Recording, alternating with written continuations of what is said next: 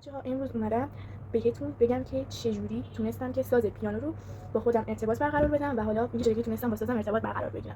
اینکه شاید فکر کنید که اصلا این ساز سخته و اینا، ولی اصلا اینطور نیستش. شما اگر اینکه برید توی یه حالا سازی، حالا فرق نداره اینکه گیتار میرید، هندران میرید، ساز کوبه‌ای میرید یا اصلا سازای سنتی مثل سنتور و ستار و اینا میرید، اصلا هیچ تفاوتی بین وقتی که تو میرید توی دل موسیقی یه چیزیه که اصلا خیلی جذابه. و اینکه امروز اومدم بهتون بگم که چه شکلی من خواستم برم این ساز رو یاد بگیرم و چه انگیزه‌ای داشتم. ببینید من برای اون اول رفتم که حدود 9 ماه پیش بود که من خواستم برم که حالا یه سازی رو ثبت نام کنم که یاد بگیرم. اول از همه رفتیم اونجا بهمون گفتن که برید تو پیج آموزشگاه ببینید که چه سازی مد نظرتون هست، چه سازی صداش رو دوست دارید. گفتیم که باشه. ما رفتیم نگاه کردیم، دیدیم که من یه دونه ساز پیانو دوست داشتم، یه ساز پیانو بود، یه سازم هندران بود. رفتم مشاوره سازا اونها گفتن که اگر اینکه تو پیانو بری میتونی که هندران هم یاد بگیری. گفتم که پس من برم که گفت آقا پیانو شد که ساز مادره، تو همین سازا رو برات راحت‌تر میتونی یاد بگیری. گفتم که باشه.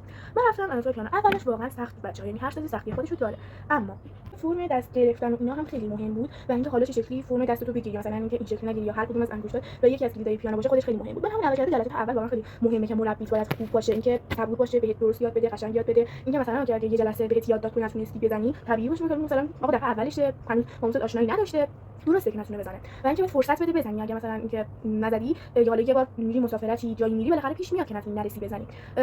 البته وقتی که هرچی بری بالاتر، قطعه‌های بالاتر، نیاز به تمرین بیشتری داره. مثلا خود من باید هر روز 2 تا 45 دقیقه کار بکنم تا اینکه بتونم یه حالا یه نوت و یه قطعه‌ای رو به استاد تحویل بدم. و اینکه شما چه سازی رو رفتید و سختی‌ها رو حتما توی کامنت‌ها بنویسید تا ما هم ببینیم. بعد دیگه یکی از اینکه من رفتم اولش نوتونی خیلی سخت، من وای من دیگه نمیتونم، من دیگه اصلا لفت میدم، ولی نه رفتم.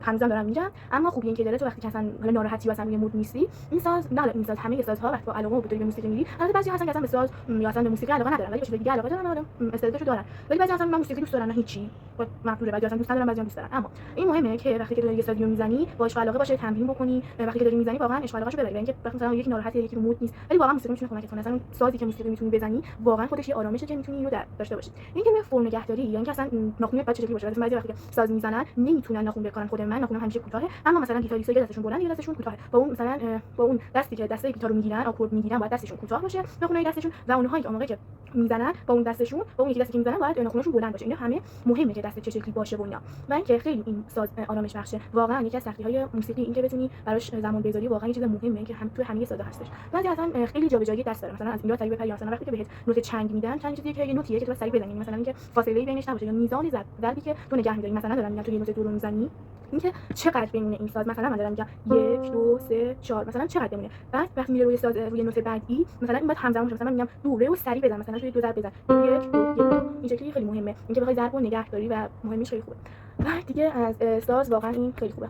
اینکه اینجوری نیستش که حالا مثلا تو یه ساز رو داری میری بعد میگی خب آخرش چی میشه. بچه‌ها این آرزو، این که هدف گذاری کنید تو یه روز، چه برای موسیقی چه برای کار روزمره‌تون، واقعا خوبه. مثلا دارم بهتون میگم من وقتی دارم یه ساز رو میزنم، خودم مثلا نه پیانو رو میزنم، اینکه مثلا دارم بهتون میگم چند سال دیگه من مربیش میشم، یعنی که مثلا میتونی تو کنسرت‌ها بری نوازنده اون ساز بشی. این واقعا مهمه.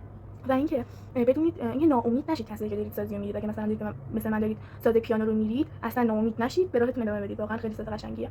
بعد اینکه کلا یکی از اینکه بتونی ساز رو بزنی یکی از آرزوهاه، یعنی اینکه آرزوهای کسایی که مثلا دوست دارن خیلی موسیقی رو برن اما نتونستن برن.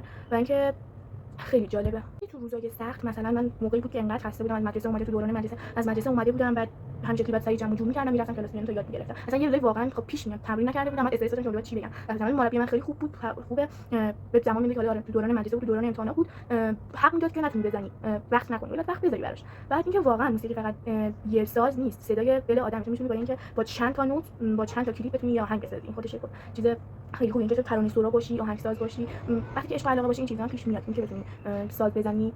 بعد پنج بذاری همین ناخودآگاه داری میزنی، بعد میگه یه نوت جدید، بعد اینو هی ادامه بدی خودش یه آهنگ میشه. ولی بعد با کمک استاد و مربی و اینا بتونی این رو هماهنگ بکنی. خیلی جالبه توی حالا هر سازی. مثلا من تو ساز پیانو این شکلی بودش که مثلا یه اشتباهاتی آدم مرتکب میشه، مثلا حالا میزانا رو اشتباه میشمری یا اصلا نوت‌ها رو با هم دیگه اشتباه میگیری. مثلا وقتی که تو داری آکورد میگیری نباید با اون نوت آکورد بگیری ولی میگیری. نه همه اشتباهاتی هستن که حالا هر کسی که ساز میره این اشتباهات رو مرتکب میشه.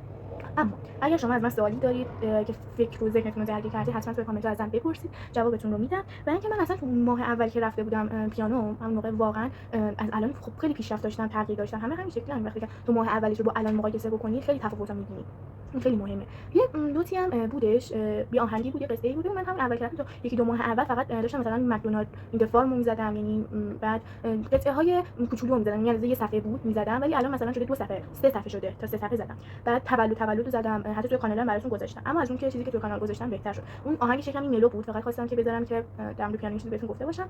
اما اگر که می‌خواید میتونم دوره تندش هم براتون بذارم یا یه قطعه دیگه رو تمرین کنم براتون بذارم اگه چیزی مد نظرتون هست. مثلا مثل گل گندم و گل گلدون و اینا رو من دارم تمرین میکنم و زدم جلو. اون موقع اون اولا قطعه‌ای که دوست دارم قطعه نبود، حالا یه آهنگی یه صفحه‌ای بود که دوست داشتم، سمفونی نوح بود که خیلی قشنگ بود، خیلی آکورد چیزی هم نداشت بگم وای خیلی سخت بود. اون موقع شاید سخت بود ولی الان راحت میتونم، انقدر که زده بودم حفظ شدم. بعضی از آهنگا رو چند هفته چند روز میمونی روش میمونی و حفظ میشی دیگه، انقدر که اینو زدی بعضی از جاشو حفظ میشی. ولی نکته که مهمه وقتی تو میخوای پدال بگیری، این مهمه که تو باید اول دستت صفر شده باشه روی اون قطعه قشنگ، وقتی که دیگه بدون مثلا من آهنگ تولد رو زدم، وقتی دیگه لازم نبود ذهن و چشم فقط روی اون نوت نگاه بکنه، حتی میدونستم که مثلا انقدر زده بودم که مثلا اگه اینو نگاه نکنم میتونم بزنم. اینکه پدال بگیری خب خیلی مهمه، آهنگو قشنگ‌تر میکنه، کشیده‌تر میکنه، روی اتاق حبسش کردی. بعد اینکه واقعا خیلی خوبه. اگه کسایی هم که ساز میرن یا لیگ سازی رو یاد گرفتن حتما به ما بگن که چه سازی رو یاد گرفتن، ممنون میشم لایک کنید تا ویدیوهای بیشتری ببینید، به کانال ما بپیوندید، خیلی چیزای جالبی یاد میگیرید. تا اینکه تا ویدیوهای بعدی، خداحافظ.